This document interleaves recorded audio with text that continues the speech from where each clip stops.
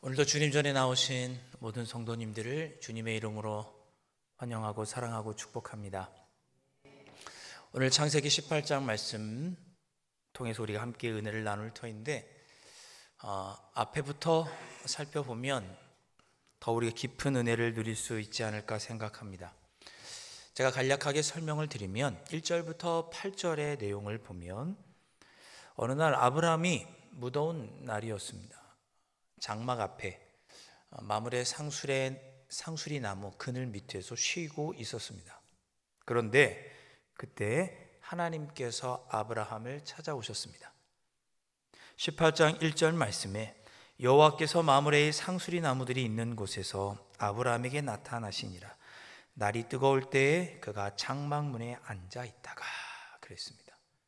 날씨가 무더워서 상수리 나무 그늘 밑에서 이렇게 쉬고 있을 때 하나님께서 아브라함을 찾아오셨습니다. 근데 혼자 오지 않으시고 다른 2명을 데리고 오셨습니다. 아마도 천사였겠죠. 아브라함이 장막 문에서 쉬다가 보니 사람 3명이 맞은편에 서 있었습니다. 아브라함은 하나님인 것을 알고 그 즉시 일어나 하나님을 영접하고 진심으로 환대하였습니다. 아브라함은 물을 가져다가 오랜 여행에 발이 더러워졌을 하나님의 발을 씻기기를 요청하였습니다. 하나님, 제가 물을 가져다가 하나님의 발을 씻을 수 있게 해주십시오. 그리고 떡을 준비하여서 대접하고자 하였습니다. 사람은 3명이었는데 준비한 양은 수십 명이 먹고도 남을 풍족한 양을 준비하였습니다. 아브라함은 떡만 준비한 것이 아닙니다. 더 좋은 것으로 하나님께 드려야겠다고 생각을 했습니다. 그래서 가장 좋은 송아지를 잡아서 정성껏 요리해서 하나님께 드렸습니다. 거기서 그치지 않습니다. 송아지 요리뿐만 아니라 엉긴 젖 그리고 우유도 함께 대접했습니다. 아마도 엉긴 젖은 치즈였을 것 같습니다. 우리는 이런 아브라함의 모습을 통해서 그가 하나님을 얼마나 진심으로 정성껏 최선을 다해 힘을 다해 섬기려고 하는지 그런 아브라함의 모습을 우리가 1절부터 8절까지에서 볼 수가 있습니다. 그리고 9절부터 이어지는 말씀을 보면 하나님은 이런 아브라함의 정성스러운 대접을 기뻐 받으시고 아브라함을 축복해 주십니다. 아브라함에게 내 아내 사라가 어디 있느냐라고 물으시더니 내년 이맘때 사라에게 아들이 있을 것이다 라고 축복해 주셨습니다. 그때까지 아브라함과 사라 사이에 자녀가 없었습니다. 하나님은 귀한 생명을 주겠다고 아들을 약속해 주셨습니다. 너무나 감사한 일이죠. 얼마나 귀합니까? 그런데 이러한 하나님의 축복을 들은 사라의 반응이 조금 의아합니다. 12절을 보시면 사라가 속으로 웃고 이르되 내가 노쇠하였고 내 주인도 늙었으니 내게 무슨 즐거움이 있으리요. 속으로 그렇게 웃으며 생각했습니다. 말도 안 돼. 나도 늙었고 우리 남편도 늙었는데 나는 이제 더 이상 자녀를 출산할 수 없는 몸이 되었는데 어떻게 아이를 낳아? 속으로 그렇게 생각하며 웃었던 것입니다.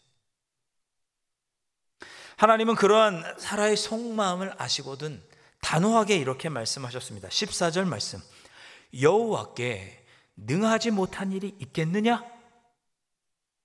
기한이 이를 때에 내가 내게로 돌아오리니 사라에게 아들이 있으리라. 아멘. 하나님께서 단호하게 말씀하셨습니다. 하나님께 능치 못할 일이 있겠느냐? 하나님에게는 능력의 한계도 없고 불가능이란 있을 수 없다 나에게 말씀하시면서 속으로는 비웃고 있지만 그럼에도 불구하고 사라에게 아들이 있을 것을 약속해 주셨습니다. 여러분, 한번 우리 자신을 돌아보시죠. 우리도 때로 하나님을 불신할 때가 신앙생활 중에 있습니다. 여러분 잘 기억하십시오. 우리도 하나님을 불신할 때가 있습니다. 속으로 웃을 수밖에 없는, 콧웃음 칠 수밖에 없는 그런 약속을 하나님께서 우리에게 하실 때가 있고 그런 하나님을 우리가 불신할 때가 있습니다.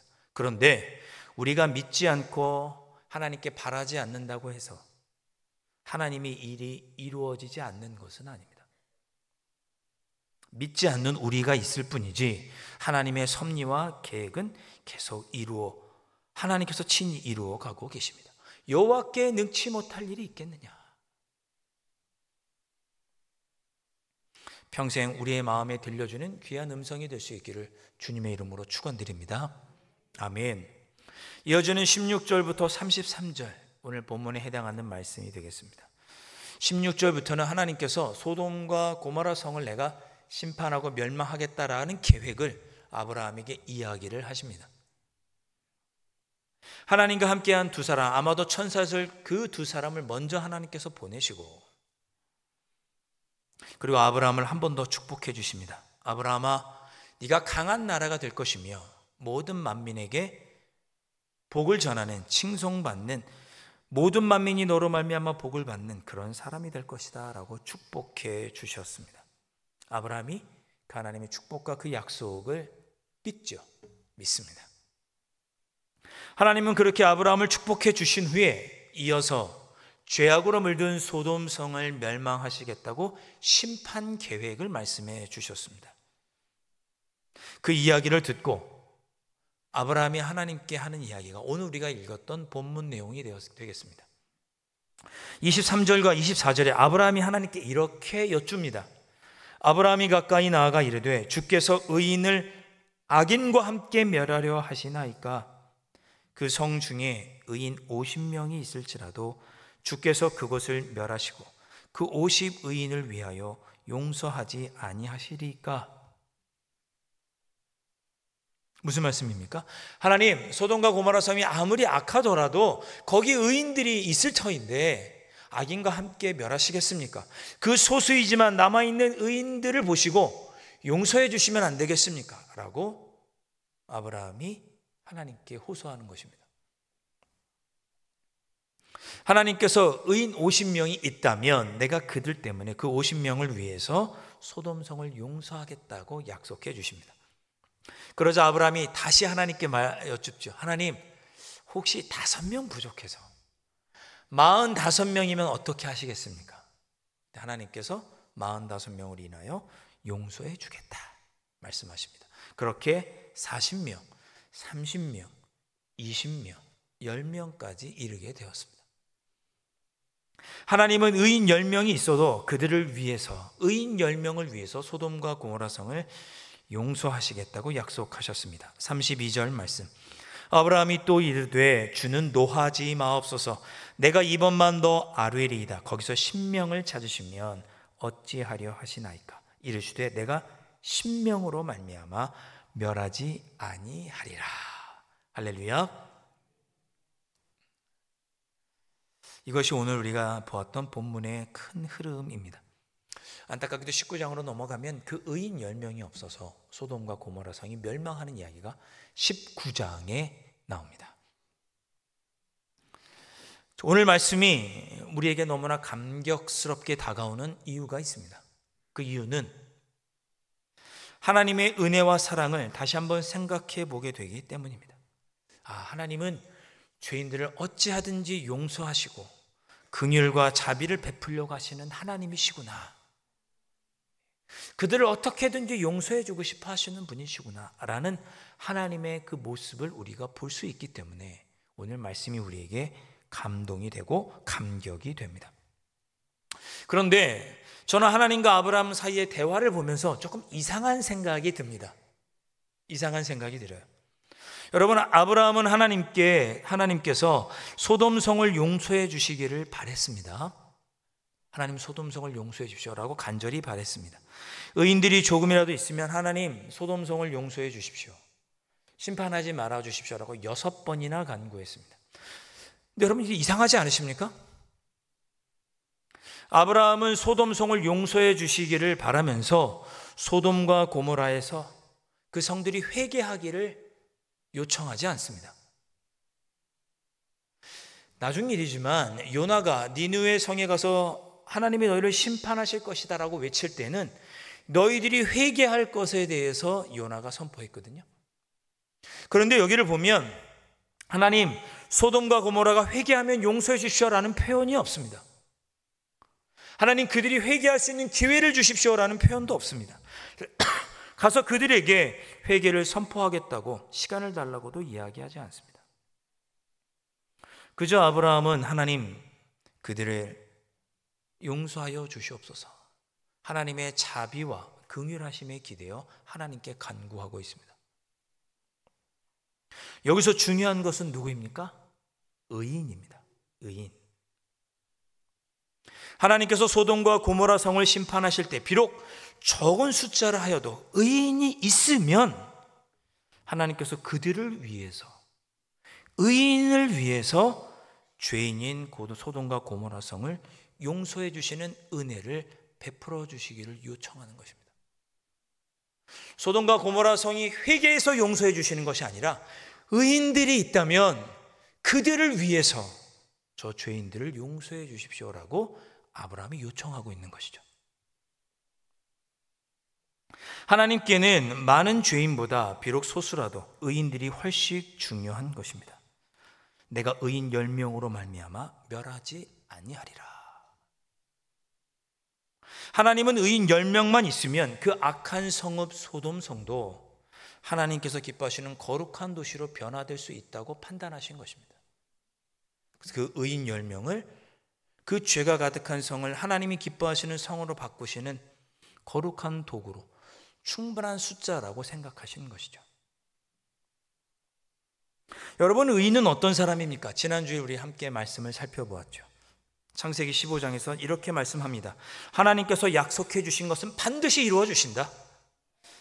그 하나님께서 약속해 주신 것을 이루어 주실 것을 믿는 사람이 의인이죠. 창세기 15장 6절 말씀. 아브라함이 여호와를 믿으니 여호와께서 이를 그의 의로 여기시고.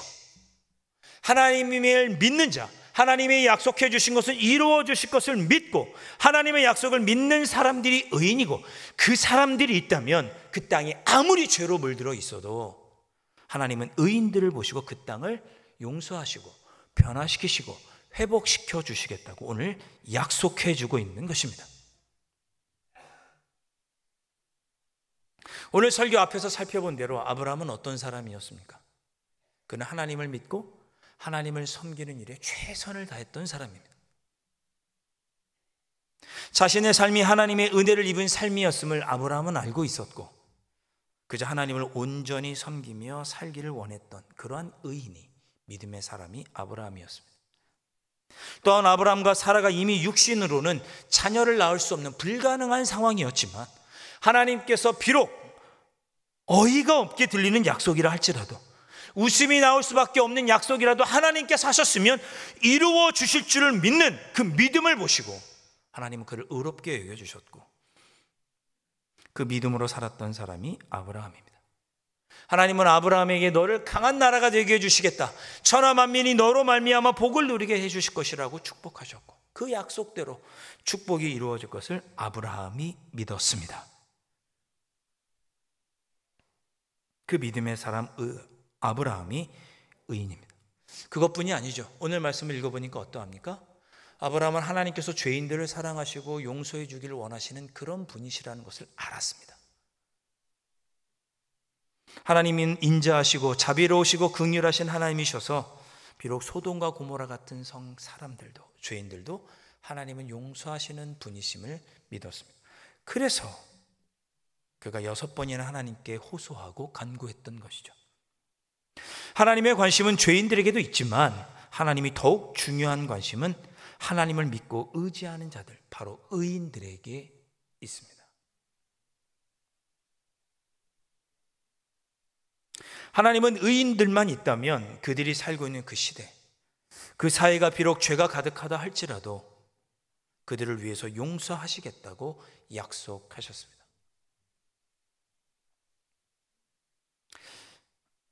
이 말씀을, 오늘 주신 이 말씀을 저의 삶에, 우리의 삶에 한번 적용해 보았습니다. 생각해 보았습니다.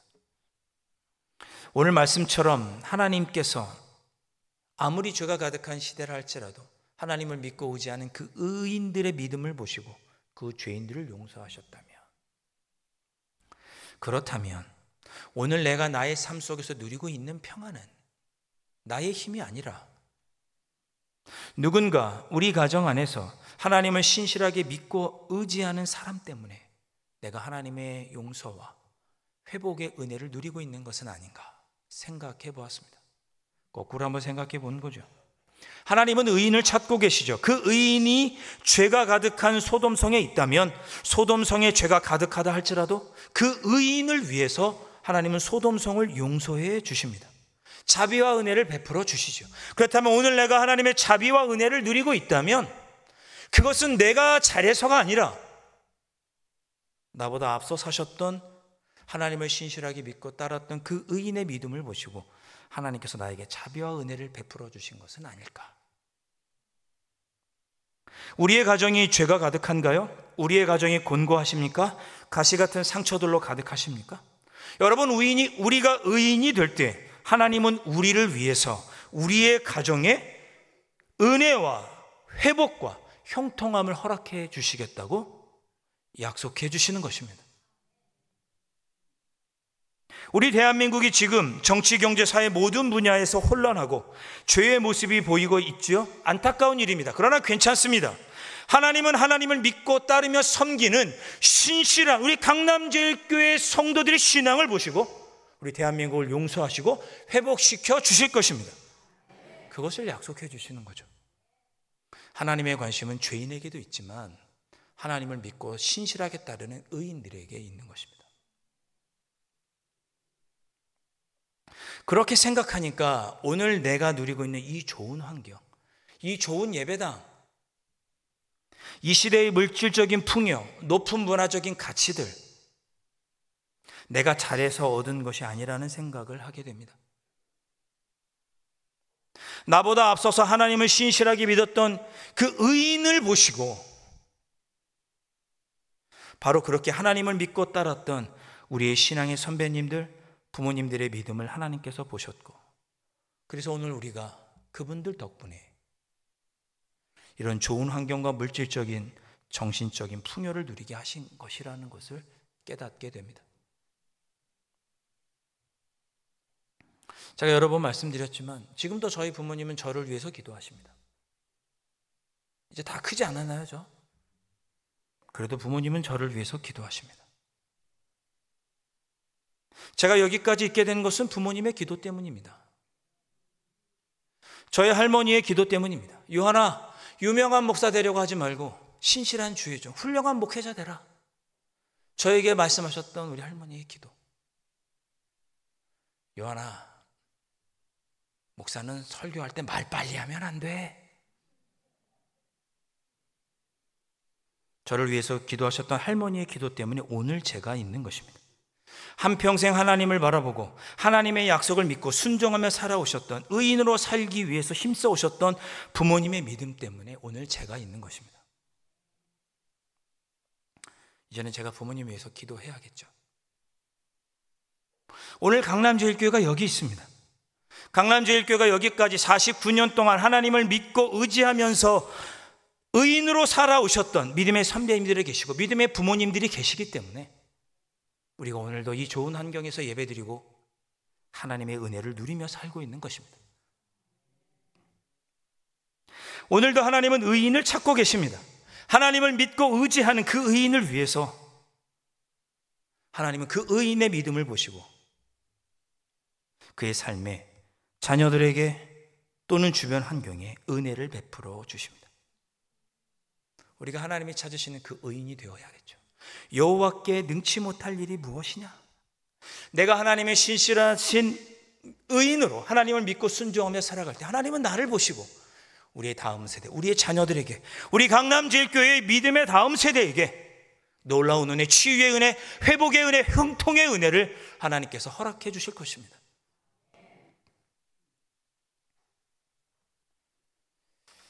얼마 전에 함께 공부하셨던 목사님을 함께 만나서 교제했던 시간이 있었습니다.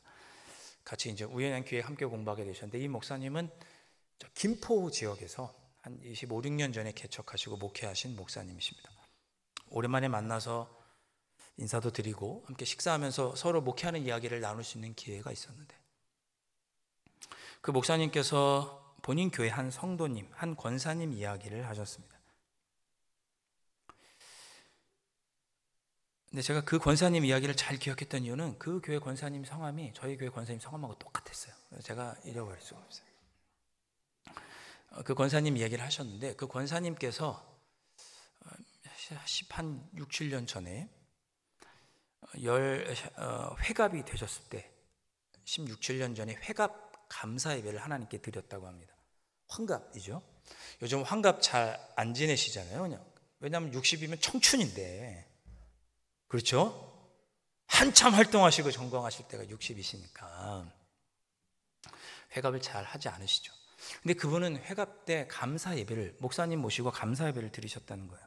그 이유는 그 권사님이 당뇨가 심해서 칠순을 맞이하지 못할지도 모르겠다 생각을 하시고 환갑 때 목사님을 모시고 예배를 드리셨던 것입니다. 이 권사님은 매일 아침 인슐린 주사를 맞아야 할 정도로 당뇨가 심한 편이었다고 합니다. 슬하에 이남일녀를 두셨는데, 권사님은 자녀들이 어렸을 때 남편을 사별하시고 홀로 집안을 이끌고 자녀들을 돌보며 살아오셨습니다. 이 권사님은 새벽 기도에 빠지지 않고 참석하셨고 언제나 자녀들을 위해서 기도하시는 기도의 어머니셨습니다. 자녀들이 가장 두려워했던 것이 어머니가 새벽 기도 안 가서 혹시 우리를 위해서 기도하지 못할까 봐, 그걸 제일 걱정하고 두려워했다고 합니다. 시간이 흘러 이 권사님께서 75세가 되었을 때 안타깝게도 권사님은 담도와 췌장에 문제가 발생해서 암 수술을 받게 되셨습니다. 권사님은 암과의 싸움 중에도 늘 기도하고 예배를 드리는 일에 최선을 다하셨습니다. 1년이 지나 76세가 되는 날, 어느 날 그 권사님께서 그 담임 목사님에게, 저희 지인 그 목사님에게 이런 말을 했습니다. 목사님, 예수님 앞에 나아갈 때 보다 깨끗하고 거룩하게 살다가 하나님께 부름받고 싶습니다. 그렇게 말씀하시더니 얼마 후, 이분이 김포에 사셨는데 이 권사님이 주택과 옆에 딸린 작은 집, 그리고 24평짜리 아파트, 오래된 아파트가 한 채가 있었습니다. 당시에 김포에 막 건축 붐이 일면서 어수선할 때였는데 권사님이 자녀들을 다 불러 모아놓고 가족회의를 했습니다. 그리고 재산을 정리하여서 3남 1녀 그리고 자기까지 4등분으로 이렇게 재산을 나누셨습니다. 따님에게는 24평짜리 아파트를 주면서 내가 죽을 때까지 함께 살기로 그렇게 약속을 했고, 작은 주택과 그 집은 팔아서 2 아들에게 나누어 주었습니다. 그리고 자기도 이제 자기의 분량을 받으신 거죠. 그리고 권사님은 자기가 받은 그 4분의 1 그 몫을 하나님께 드리게 되었는데 7천만 원을 헌금하셨습니다. 권사님은 암투병 중에도 늘 청소하는 일을 했습니다. 직업이 그것이었어요. 새벽 기도 후면 오전에 일을 하면서 한 달 봉급이 70만 원이었습니다. 그러니까 7천만 원이면 약 10년간의 봉급에 해당하는 큰 돈, 액수를 헌금하신 것입니다. 헌금을 하시고 몇 달이 지난 후에 담임 목사님과 사모님이 찾아가셔서 그렇게 얘기했습니다. 권사님, 병원에 다니려면 돈 많이 드는데 병원비로 사용하시지 왜 헌금하셨어요? 그랬더니 그 권사님께서 신명기 5장 16절 말씀을 펴시며 이렇게 읽으셨습니다. 신명기 5장 16절, 너는 내 하나님 여호와께서 명령한 대로 내 부모를 공경하라. 그리하면 내 하나님 여호와가 내게 준 땅에서 내 생명이 길고 복을 누리리라. 이 말씀을 읽으시더니, 목사님, 제 병원비는 우리 자녀들이 감당해야죠. 저한테 효도해야 되는데 그래야 하나님께 복 받을 거 아니에요. 목사님, 이 말씀처럼 자녀들이 엄마인 저에게 효도할 기회를 주어야 하나님의 복을 받죠. 저는 하나님의 말씀을 믿어요 라고 대답하셨다고 합니다. 그로부터 얼마 후 2023년 1월에 그 권사님은 하나님의 부르심을 받으셨습니다. 헌금을 드리기 전에 자녀들이 권사님을 말렸습니다. 어머니, 굳이 7천만 원 헌금하지 않으셔도 돼요. 적당히 하셔도 하나님 기뻐하세요. 그래서 권사님은 단호하게 말씀하셨습니다. 나는 남은 평생 하나님을 온전히 섬길 터이니 너희들은 부모인 나에게 효도함으로 하나님이 주시는 복을 누려라. 이 헌금은 하나님 것이다.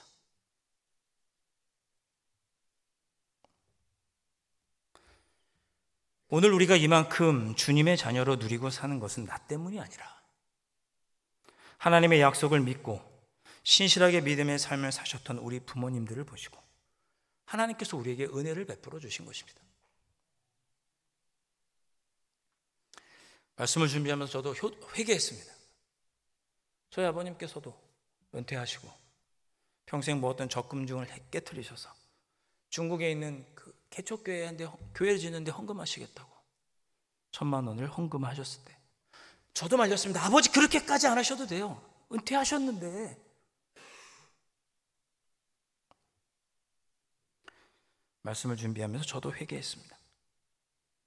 부모님도 하나님을 섬기고 저는 부모님께 효도하면 되는 것인데 하나님은 부모를 공경하며 효도하는 자녀에게 하나님은 또한 복을 주시겠다고 신명기 5장 16절에 약속하셨습니다. 이 약속을 우리가 믿고 우리도 믿음의 본을 보이는 부모가 될 때 우리의 자녀손들이 우리로 인하여 하나님이 주시는 복을 누리게 되지 않겠습니까? 사랑하는 저의 딸도, 사랑하는 강남지역교회의 다음 세대들도 부모인 우리가 하나님께 헌신할 때 하나님은 그런 우리를 보시고 하나님 우리 자녀들에게 복을 허락해 주실 것입니다. 오늘 어버이 주일을 맞이하셔서 우리 모든 어르신들께 꽃을 달고 계시는 우리 모든 어르신들께 감사드립니다. 여러분들이 계셔서 믿음의 섬진들이 계셔서 우리 강남제일교회가 여기 이렇게 서 있고 오늘도 하나님께 기쁨으로 예배 드릴 수 있습니다. 감사합니다. 이제 저희도 그 뒤를 이어서 하나님을 믿고 의지하는 의인이 되어서 하나님을 힘써 섬기고 교회를 사랑하며 복음을 전하겠습니다. 그러면 하나님은 우리 강남지일교회가 이제 지금까지 다가온 50년이 아니라 앞으로의 50년을 책임져 주시고 우리의 자녀들이 하나님의 은혜 속에 하나님의 은혜를 누리며 살아갈 수 있도록 은혜를 베풀어 주실 것입니다. 하나님은 오늘 의인을 찾고 계십니다. 그 의인을 위해서 용서하시고 의인을 베풀어 주십니다. 오늘 우리가 누리는 이 은혜는 나보다 앞서 사셨던 믿음의 부모님의 믿음의 공로인 걸 기억하시고 이제는 내가 믿음의 의인이 되어서 우리 다음 세대에게까지 자녀 손들에게까지 하나님의 은혜를 흘려보내는 그런 귀한 삶을 살아가는 저와 여러분이 되실 수 있기를 주님의 이름으로 축원드립니다. 기도하겠습니다.